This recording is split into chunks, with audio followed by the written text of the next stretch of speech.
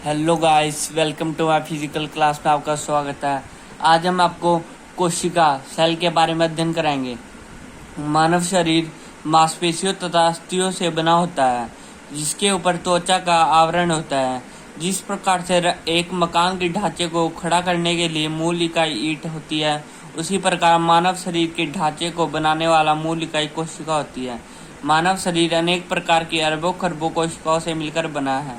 ये कोशिका बहुत सूक्ष्म होती है, जिसको नंगी आंखों से नहीं देखा जा सकता।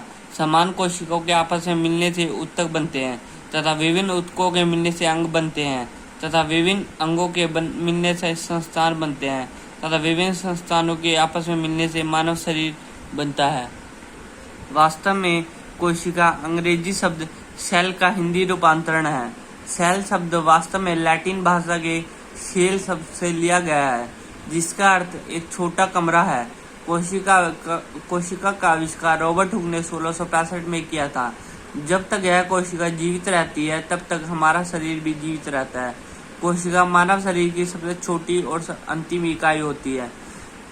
कोशिकाओं के प्रकार यह निम्न प्रकार की होती है। पहला तंत्रिका कोशिका, सेकंड मांसपेशीय कोशिका, थर्ड संयोजी कोशिका, चौथी अस्थि कोशिका, पांचवी रक्त कोशिका, छठी आच्छादक या एपिथेलियन कोशिकाएं। अब उत्तक लैटिन शब्द टेक्सचर शब्द से लिया गया है, जिसका अर्थ है बुनना। उत्तक कोशिकाओं के बाद का दूसरा स्तर होता है।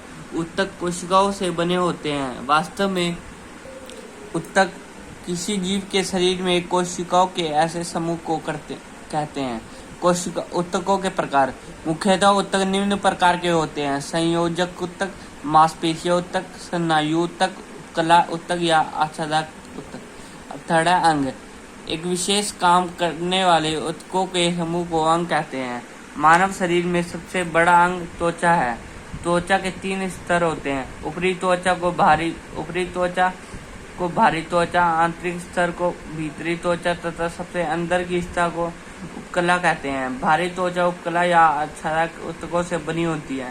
त्वचा की सबसे भीतरी त्वचा संयोजक उत्तकों से बनी होती है। सबसे अंदर की त्वचा अर्थात उपत्वचा भी संयोजक उत्तकों से बनी होती है, जिन्हें वसा उत्तक कहते हैं। त्वचा हमारे शरीर के तापमान को नियंत्रण करती है तथा व्यर्थ पदार्थ को बाहर निकालती है।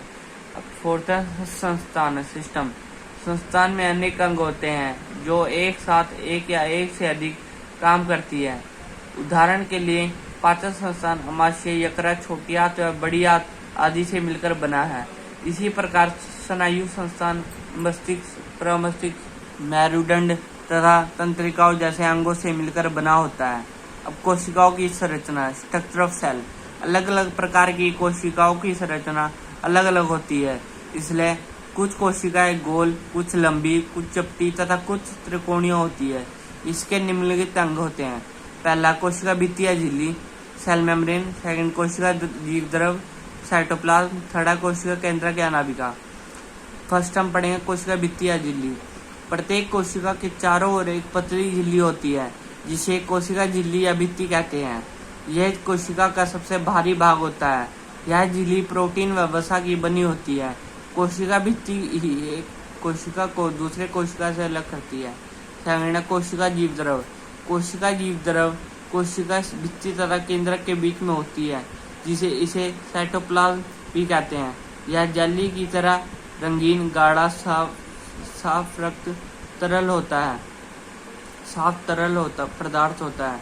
यह carbon, oxygen, hydrogen, nitrogen, calcium, लोहा, फास्फोरस, सोडियम आदि तत्वों से मिलकर बना है। थर्ड कोशिका केंद्रक या नाभिका। कोशिका केंद्रक या नाभिका कोशिका का एक बहुत महत्वपूर्ण भाग होता है, जबकि कोशिका केंद्रक कोशिका के मध्य में स्थित होता है।